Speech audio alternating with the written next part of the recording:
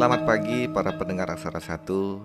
Kita kembali lagi bersama saya Mangku Sanjaya. Dan saya seperti biasa Pekak Suta menemani Anda. Yap, dan Kak Suta, kita kembali lagi di episode yang ke-27. Tepatnya di hari ini, hari Minggu, tanggal 20 Juni 2021.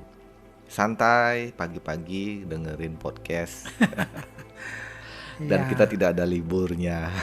Jadi kita libur nanti habis rekaman ini. Ya, Oke, kita kembali lagi di horoskop Wuku Warige. Saat ini adalah di Wuku Menail.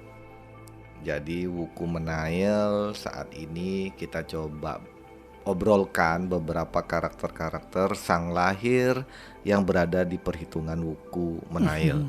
Menail, kalau saya korek sedikit, Menail dan yang Wuku kemarin Uye itu kalau dari Primbon Jawanya ceritanya itu saudara kembar. ya, Tapi kalau sumpama di horoskopnya saat ini, kalau saya kait-kaitkan memang masih 11-12, masih hampir-hampir sama seperti yang disampaikan Kak Suta beberapa hari yang kemarin di Wuku Uye.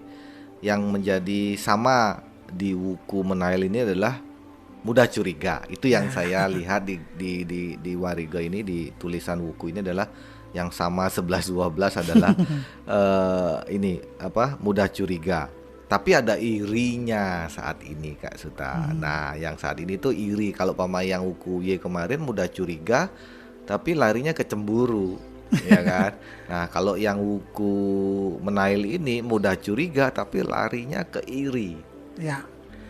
Jadi kalau orang-orang yang terlahir pada Wuku Menail ini sebenarnya adalah orang-orang yang memiliki semangat, ya, tidak suka diam, artinya kreatif. Cuma kemajuan atau keberhasilan itu mungkin angan-angan karena mereka sulit, ya. Cuma di dalam persamaannya dengan Wuku yang sebelumnya Uye. adalah Uye, mereka sama-sama memiliki sifat yang Curigaan. dan lain sebagainya, ya.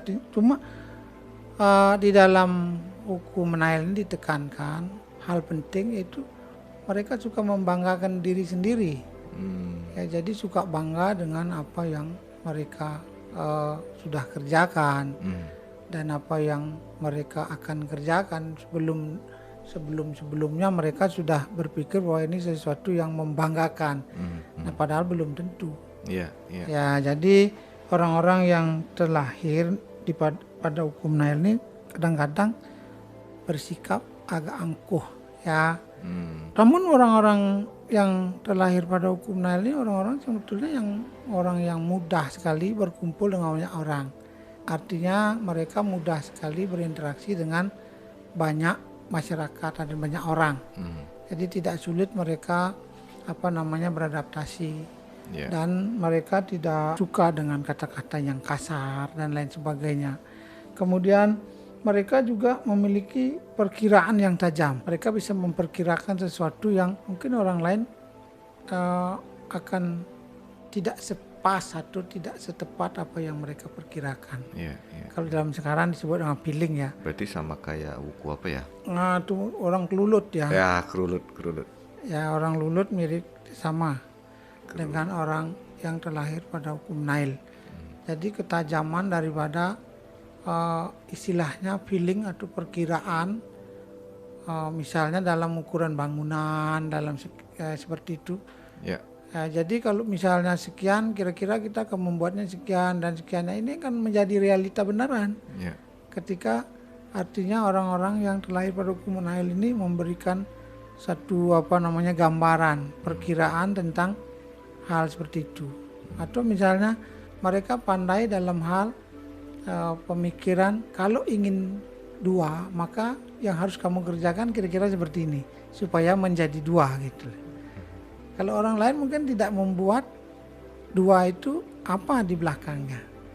Atau kalau membangun sebuah rumah sudah ada gambar, tapi mereka tidak bisa kalau tidak dibuat secara detail atau dibuat detail gambarnya.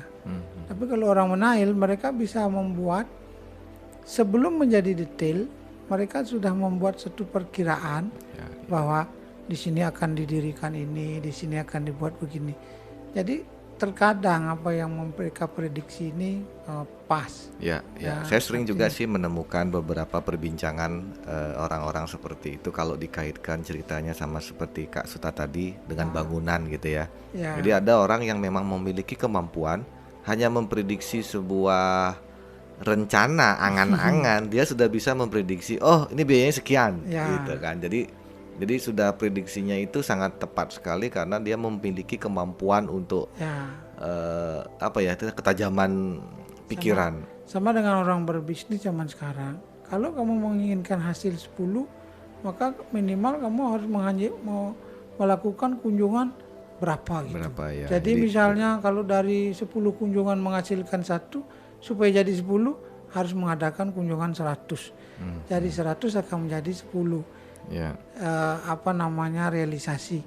Jadi orang-orang yang terlahir pada hukum Nail ini bisa memperhitungkan itu. Jadi perkiraan mereka, benar juga ya. Jadi kalau misalnya tanpa perhitungan seperti itu, orang-orang akan sembarangan aja.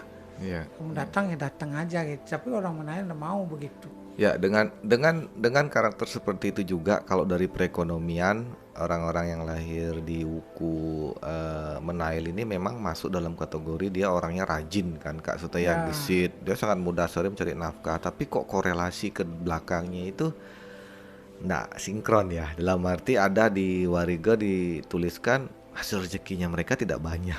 Tidak. Padahal dia masih kategori orang yang mudah mencari nafkah ya. Kemana ya korelasinya? itu yang menjadi prediksi. Ini kadang-kadang kalau kita melihat dari hanya satu sudut, ya banyak orang yang gampang kerja sini gampang, kerja di situ dapat aja dengan mudah mereka dapatnya. Tapi rezeki mereka tidak berkembang. Artinya segitu-segitu saja. Ya misalnya orang jualan, banyak opsi yang mereka lakukan. Pagi jualan ini, siang jualan ini, malam jualan ini. Tapi mereka tidak memiliki fluktuasi penghasilan yang tinggi. Artinya kok masih aja segini-segini ya. Walaupun padahal sudah banyak yang kita kerjakan. Ada padahal sudah kreatif bikin ini, bikin itu. Tapi itulah yang disebut dengan kata seperti dulu saya bilang prinsipnya orang Cina ya, ada modal, ada usaha dan nasib. Yang terakhir adalah nasib. Tidak boleh nasib ini kita taruh di depan. Jadi modal ini bisa saja berupa kemampuan, kepintaran, artinya skill, bisa produk knowledge dan lain sebagainya, atau skill dan lain sebagainya, atau yang realita adalah modal uang. Ya, zaman sekarang kan banyak orang usaha tanpa uang pun kadang mereka bisa aja menghasilkan. Jadi modalnya apa? Saya mampu. Modalnya cuma handphone. Ya, misalnya sekarang ada media sosial yang bisa jualan online. Atau modalnya bisa menggambar. Modalnya bisa seperti itu, bisa berupa kemampuan. Kemudian usaha. Jadi usaha ini adalah kemauan kita untuk melakukan sesuatu ketika kita ingin menghasilkan. Ini yang namanya rajin kan? Ya, itu yang disebut dengan orang rajin. Nah kemudian yang terakhir adalah nasib.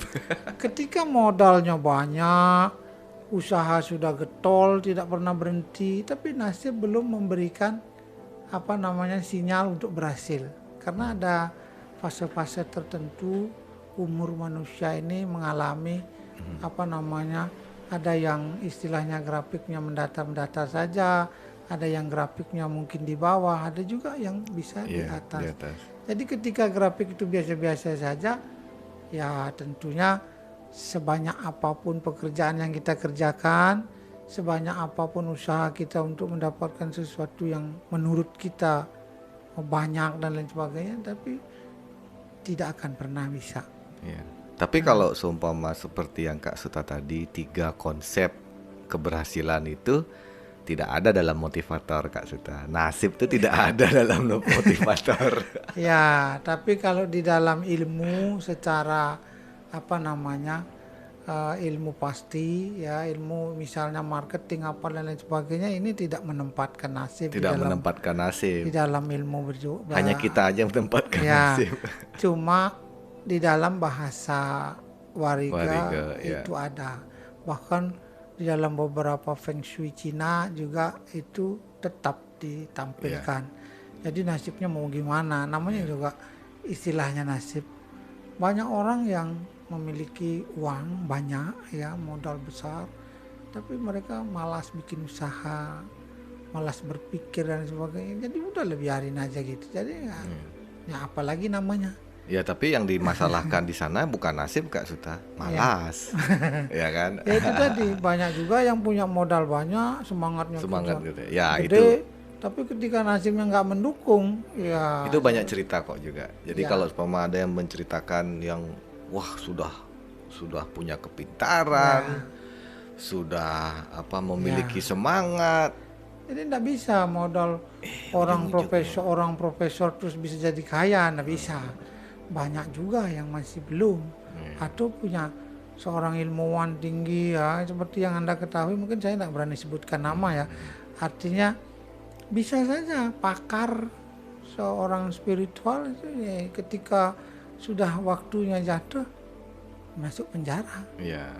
Ya, jadi kenapa kita tidak tahu apakah itu kesalahan, betul-betul kesalahan, apakah itu hanya sekedar nasibnya memang harus masuk ke sana, apa memang keberuntungannya lagi nggak ada. Iya, atau memang rumus kita tadi probabilitas Ya. ya, karena orang dari baru lahir itu detik demi detik sudah terhitung probabilitasnya. Ya, maka itu saya bilang, walaupun di dalam ilmu pasti tidak menempatkan nasib sebagai salah satu opsi untuk membuat satu usaha, tetapi ini tidak bisa lepas. Tidak bisa lepas. Ya, kenapa?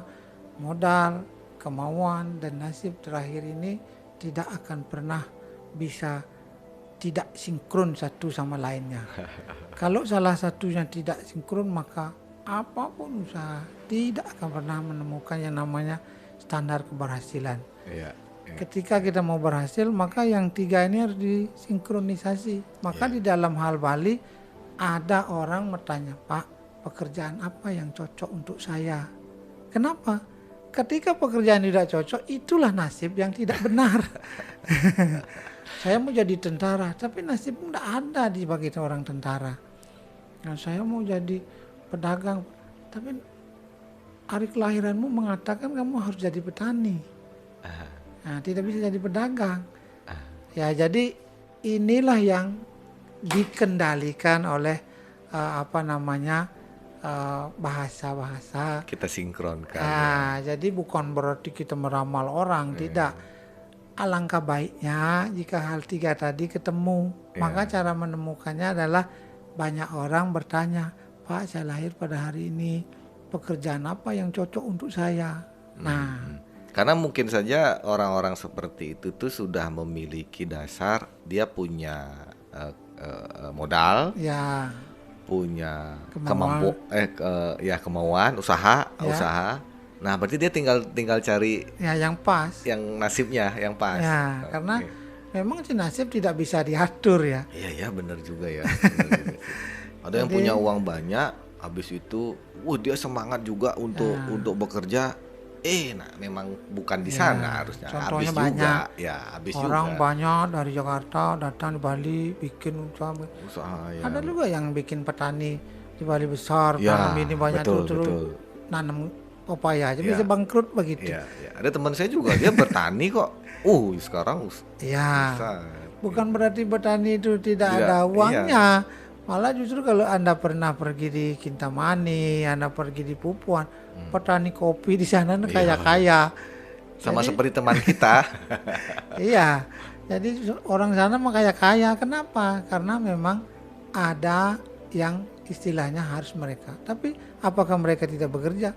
Mereka ketika nasibnya menyatakan harus bekerja, mereka tetap bekerja di perusahaan. Iya, atau sama di- kayak teman kita kan. Jadi, Iya. jadi dia bekerja di kantor itu hanya hobi. Nah, jadi sisanya bertani. Ada yang berusaha menanam tapi nggak tumbuh-tumbuh. Apa penyebabnya? Apakah ada yang salah dengan tanaman? Ya tentunya tidak ya. Jadi kita tidak mendiskreditkan atau tidak menyalahkan satu sama lainnya. Kejadian-kejadian seperti itu sebetulnya lumrah ada di masyarakat. Ya tergantung kepada kitanya.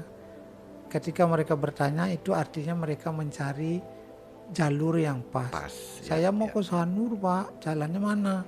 Ya kalau Anda mau lewat kota sini. Kalau mau melewat jalur besar jalannya bypass. Ya bisa aja yang mana aja akan sampai tetap ke Sanur. Cuma prosesnya yang beda. Sama seperti kata orang bijak, hidup ini adalah sebuah pilihan, Ya. ya kan? Tapi lebih bijak lagi kalau Anda memilih sesuai dengan pilihan Anda.